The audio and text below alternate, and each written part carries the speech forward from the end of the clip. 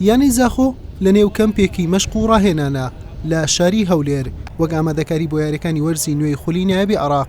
زاخۆ بۆ ماوەی 10 ڕۆژ لە هەولێر دەبێت و ڕۆژانە لەسەر یاریگەیانی ئەرەڕاد لە پیرمام مەشقەکانی ئەنجام دەدات. یاریەکی دۆستانەی لەگەڵ سامەڕە ئەنجام داوە. 3 یاری دیکەش لەگەڵ شوڕتە و ئەمانەی بەغدا و هەولێر ئەنجام دەدات. الحمدلله شكر معسكري ما باشا وك حاضر بين مياريك كرجال سامرة ودز بياريك دي قال شرطة ونهب هيفي قال أمانة بغداد ودز بيفي قال يانا هوليرة يعني تقريبا إعداد عام خلاص بي كتركيز يسر يارية ودي تشكيلة مناسب عمل هيفيا قرعينك هذا ياريا مع أول قال كيبت داوا صاجراينر والتشكيلة دينت كتظاني مثلا هل ياريا كنت ملعبات هذا نوك خارج ملعبات.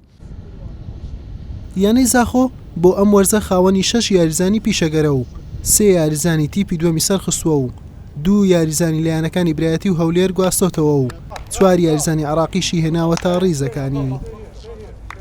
20 ڕۆژێک دەبی پەیوەندیم بە زاخۆی کردیا تقریبا کەمپەچی مەشقی لە زاخۆ ئەنجاممان دەستبێنانی وێران هەفتەک دوای ڕاهێنەرمان بڕیاریدا 10 ڕۆژ کەمپی مەشق لە هەولێر ئەنجامدا بۆ 4 یاری ودی یاریەکان بۆ ئیسفادە زیاتر بچێن ناو جەوی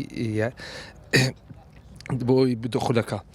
پێشسپاس بۆخوا بەڕاستی تا ئێستا فەریقەمان بەڕاستی 160 تقریبا جایزە ئیشاڵا سێ گەمەیمان مایە ودی بتوانین ئەو یاریان ئەنجام بدەین و فەریقەمان حازر بی بۆ دەوری. وا بڕیارە یاریەکانی خولی نایابی عێراق 20 ئەم مانگە دەست پێ بکات. یانەکان لە ئامادەکاری سڕدان. زاخۆ وەرزی ڕابردووخانەی نوێمی ڕیزمەندی یانەکانی گرت.